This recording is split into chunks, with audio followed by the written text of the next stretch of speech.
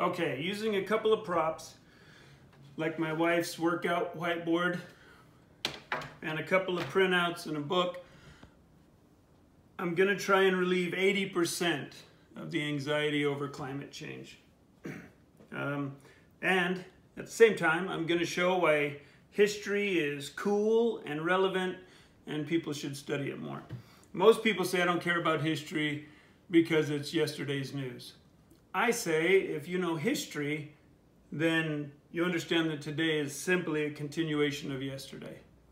So that being said, I need to talk about the concept of the town crier. In old times, before the printing press, the town crier would read public announcements and then they'd post it on the door of the church, the town hall, some place of prominence. That was called posting. Then comes the printing press. Now you have newspaper boys for the Washington Post, which is where they get their name. The newspaper boy is on the corner saying, extra, extra, read all about it. Now you have to try and get, because it's a business, now you're trying to get people emotionally involved. Pay the nickel, get your newspaper. Newspapermen like Hearst, Vanderbilt made a ton of money on newspapers doing just this thing.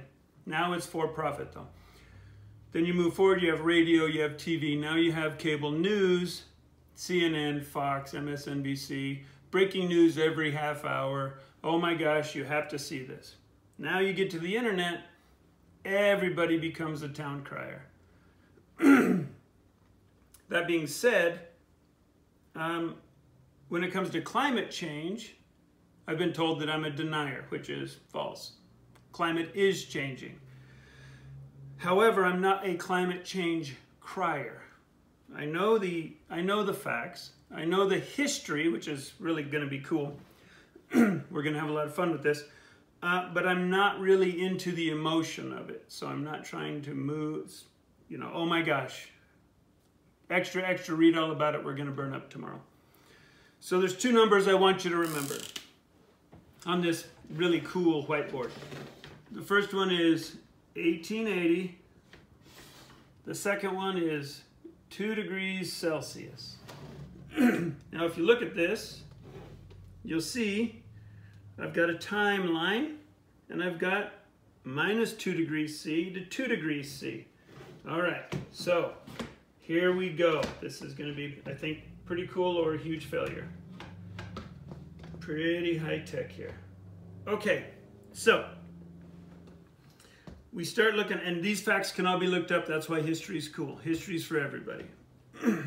Okay, so we take a look here around minus, well, let's call it 250 BC. Temperature starts rising. Starts rising, okay? 250. We get to here, 218. Okay, what happens in 218 BC? Hannibal crosses the Alps with elephants. He outflanks an entire country. The Alps is where they do a lot of skiing because there's a lot of snow. So temperatures are rising. Doesn't mean that there's no snow. It means now Hannibal gets through in 218. Messes around for 15 years before he's run out. So we come traipsing along here. Now they call this, we're going to call this the Roman warm period.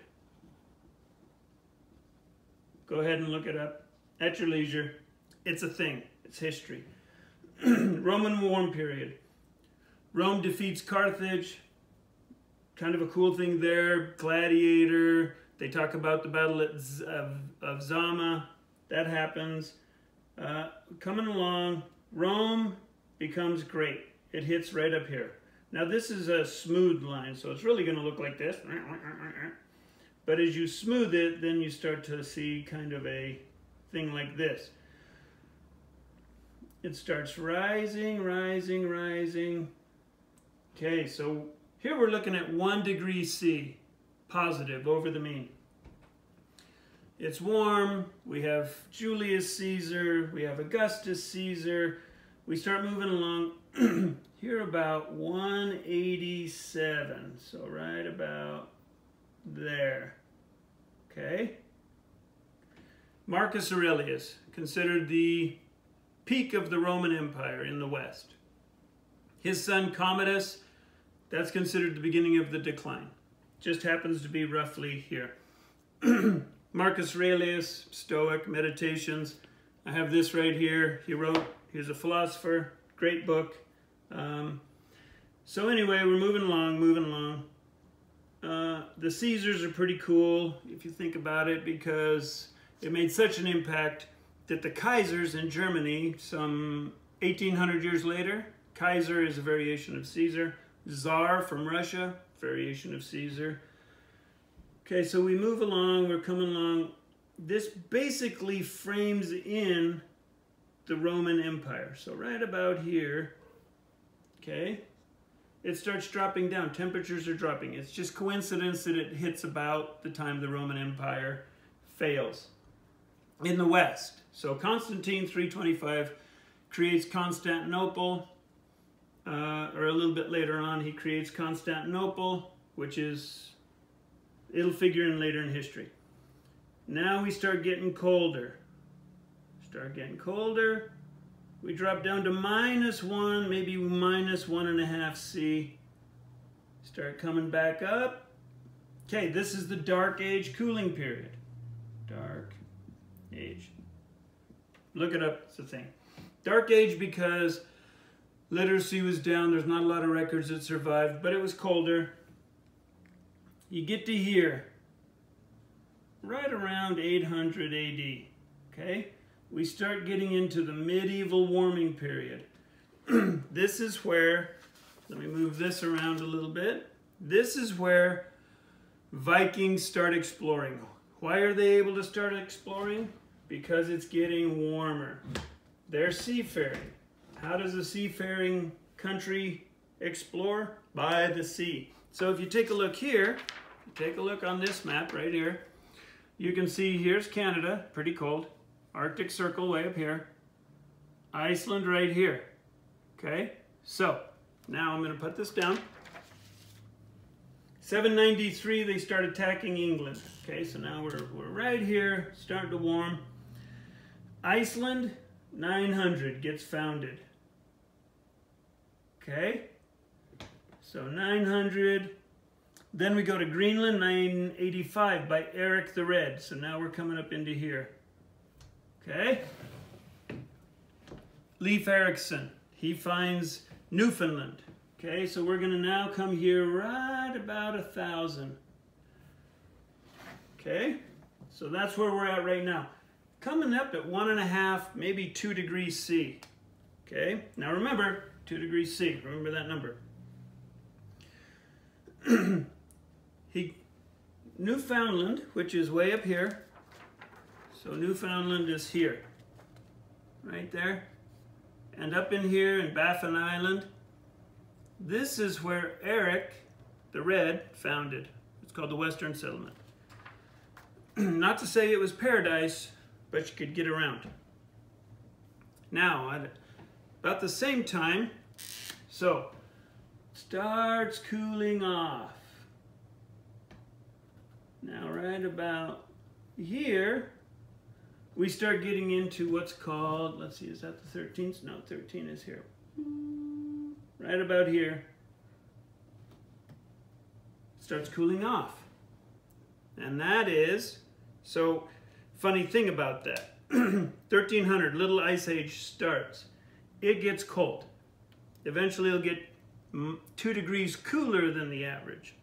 Okay, so 1400, let's see, 2, Greenland is abandoned because there's too much ice. They can't get around. The colonies can't get support from Iceland. They can't get support from the Norwegian countries. It fails. During this same time, 1400, Iceland is trapped in ice, which sounds pretty intuitive. So right here at 1200, Greenland's abandoned. Why? Because now the ice is starting to come down. So the ice clearly was gone here. Because if we take a look again at this map, you can see that if Iceland is trapped and you follow this line along, then that means all of this is trapped in ice as well. Okay? Which means there wasn't ice, now there is ice. So the glaciers are growing. Greenland's abandoned. Population during this little ice age. It's a thing. So let me write here. Pretty high tech, little ice age. During this little ice age, Iceland loses half of its population. Half. Okay? Because their crops are failing, their growing seasons are shorter, it's colder. Okay, so we're coming along, it's getting cold, it's getting cold, it's getting cold. Now it's not one thing. Remember, climate doesn't follow just a nice smooth line. Again, we're jagged down, jagged up. There's some warm periods, cool periods, but overall, we're talking pretty cold here. Okay, 1500. The reason I put 1500 there, a lot of things happen. Okay, remember we talked about Constantinople. It was Christian bastion against the East. It falls 1453. Why is that important? Because all of the trade coming from the Silk Road, so if we look here, Silk Road ran kind of through here. Okay? Right through here. Well, the passes are now shutting down. They're not as reliable. They're clogging with snow. But now you have a unfriendly, at the time, historically unfriendly, because the Ottoman Turks take over Constantinople, which creates the beginning of the Ottoman Empire. So what are we going to try and do to try and get the goods that we want? We're going to start transatlantic exploration. Christopher Columbus, Amerigo Vespucci, who the Americas are named after, they were looking for a route. So remember, in 1492, we're going to do a little trick here. This is what was thought. Let's take this one out too. This is the known world. This is what everybody is operating under. That's what we were looking at. So they thought we'll head west, come back around. We've got the East Indies. We've got every place we need. So that's why we come along here. Christopher Columbus makes it to here and he says, Indians. No, not Indians, Native Americans. But there was no Native American because he thought he reached the Indies. Okay, during the same time, 1500, the Renaissance, very important. Gutenberg printing press. Okay, so one of the things they're looking at now, remember, glaciers are growing. Glaciers are growing here. Well, why are they looking for southern passages? Why are they trying to come around this way? Because they didn't. This is a long, nasty little trek coming around here, the Horn of Africa. Storms, this is where hurricanes start, as storms in the Atlantic. So they were really hoping to find a northern route. But again, the ice is down, because remember, Iceland, Greenland here, there's no ice through here, right? This is the only way through. But that's what they were originally looking for. Couldn't get it. Couldn't get it. Too much ice, too much snow. So, now, key elements. These are some of the things that happened during this. So I'm going to jump ahead, and this comes up kind of like this until about here. What's this? About 1880. Okay, so that's the end of the Little Ice Age. Okay? And again, look up all of these. Don't take my word for it. You can put this in any search engine, these terms, and you can find exactly what I found. So, between 1309 and 1814, the Thames River, which is in England, it froze 23 times. 5 times the ice was thick enough to hold a fair on, and they'd have elephants walking on the ice. Since 1814, the Thames River hasn't frozen a single time. Okay, in France, between 1500 and 1800, which is right about here, 40 instances of nationwide severe famine. Growing seasons are shorter. It's damp. Conversely, there's more swamps and bogs because there's less evaporation, but there's less rainfall, which is counterintuitive. In Egypt, fur became fashionable because winters became cold. In Egypt, don't really think about cold in Egypt. Okay, now this is pretty cool. In England, okay, so this is in the Netherlands, and this is a painting from the time. Here's the painter. These are the canals in the Netherlands which routinely froze. Okay, that's kind of a big deal. Okay, so this is history. This is contemporary artists. This is a Dutch snow scene, again showing the canals freezing. All right. This is Rome with snow. Now look at the years. Okay, the first one was 1608. This is 1695. This is 1730. Okay, now this is the really cool one. This is in, I want to say France. This is a glacier growing. Okay, see the buildings? Now obviously they're not going to build the buildings close to a moving glacier. So what happened? Tell you what happened, the glacier came down. So glaciers destroyed arable land and villages starting in 1550. In 1642, the Des Bois Glacier advanced. This is contemporary history. This isn't somebody saying it. This is somebody at the time saying the Des Bois Glacier advanced a musket shot a day. So let's say 60 feet, maybe 80 feet a day in August. Okay? Farmers who had planted in earlier times, when there weren't glaciers all the way down here, they were overwhelmed. They were trying to plant wheat and barley in the snow because that was the arable land. Okay? This caused the rise of the potato by 1700s because wheat and the traditional grains weren't successful crops so much, led to famine because of the shorter seasons, the colder temperatures. The potato rises, especially in Ireland, and because it was a lot harder, and you could get your starches, okay? Now, this isn't just in Europe, because over in America, between the Ohio River Valley and the Mississippi River Valley, it's shown that the Mississippians, as they were called, again, you can look that up, the Mississippians went from agrarian or agricultural to more of a hunting style, which is what we think of with the buffalo, etc. Why? Because the cold and the drought.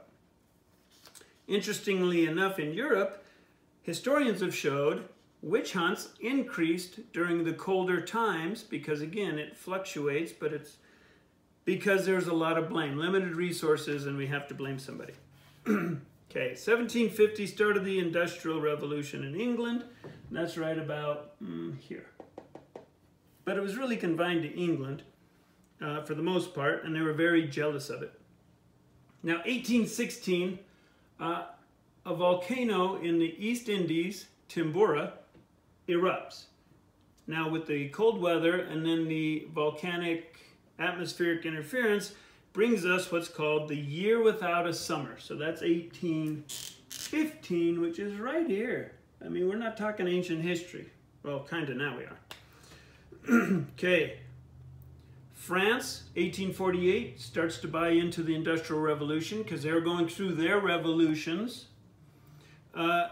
Germany unifies in 1870, which is real close to this.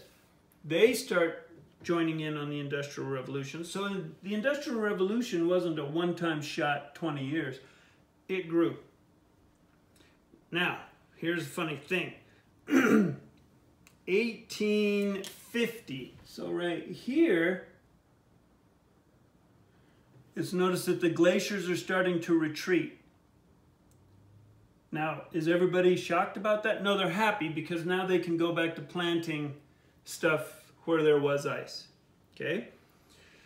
1880, right here at the end of the Little Ice Age, temperatures start to rise. Okay? And they're rising. But it's not outrageous by any means. 1890, because we had to go through our own Civil War, which was, you know, done by 1865. You have Reconstruction, runs us to 1870, 1872-ish. Now, the Gilded Age and the Industrial Revolution in the U.S., steel, coal, Andrew Carnegie, J.D. Rockefeller, those huge names, we're really looking at 1890. Think of the, so we had some coming on because the railroads were built, the Transcontinental Railroad.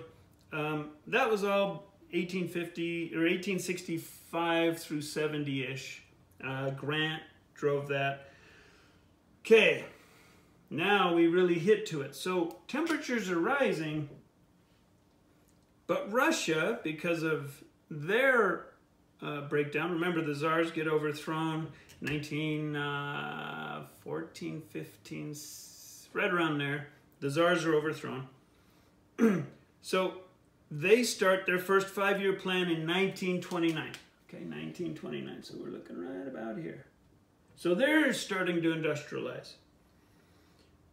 Well, from 1950, so now we're looking here, to 1980, the glaciers actually grew. So temperatures are rising, but it kind of, there was a little bit of a pause and the glaciers grew. 1953, China now starts their first 5-year plan. They're starting to rapidly. Okay, after 1980, so we're really talking 1980, which is right here, the glaciers start to disappear. Okay. Then comes 1998 to 2013. The climate increase takes a break. So really, now we're trundling up here. Trundling up, and we're right about here. Okay?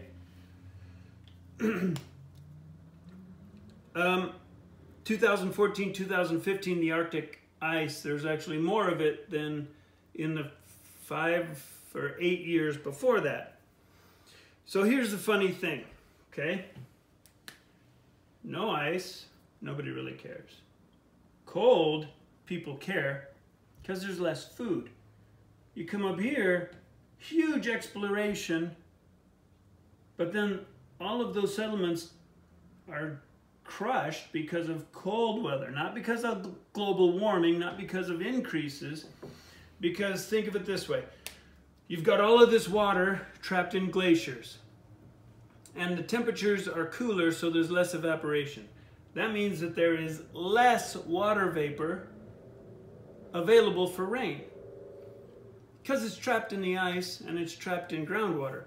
Okay, so now as it gets warmer, all that water vapor is released. Now you have more rain available. There's going to be some droughts, of course, regionally, but if we take a look at it, from the peak, so this is the big thing. Here we've got a pretty significant empire at one of the warmest periods in history, doing just fine. And here we have the Renaissance really changing Western civilization at the coldest point. Okay? Warmest, doing good. Coldest, not a lot of food, but we're still adapting. Now we're coming up here. Here's a funny thing. That Northwest Passage way up here, 1906 was the first time they did it. Okay? Huge important to trade to the extent that in the 1860s they built the Suez Canal to cut Africa out of the trip. And in the early 1900s they created the Panama Canal to cut out South America from the trade trip. So you're cutting here, you're cutting here. 2013, a Chinese ship, I think 2013, which was too big to go through the locks of the Panama Canal right here, was able to cross up and around through this Northwest Passage. So, when I take a look at it, I say, cold is probably worse than warm and wet. Now there's one more thing to think about. 2%. So 1880, again, this is the thing that's quoted. Oh, we've increased so much from 1880. Well, that's because we were just coming out of a very cold period. It wasn't even the average. Okay? So now we're at about 0.6 degrees C since 1880. Well, we're up to almost 2 degrees C here, and we're fine. In fact, better than fine. And we're at least 1, maybe 1.5 degrees C higher, and everybody did just fine. Okay? So think about this. Jungles make up about 2 to 3% of the land mass in the world. However, about 50% of the diversity in plants and wildlife exists in the jungle climate. Okay? That says warm and wet is better than cold and dry. So, takeaway from this, yes, the climate's changing. And yes, there is a component that's man-made. However, history says we don't have to be too afraid of it.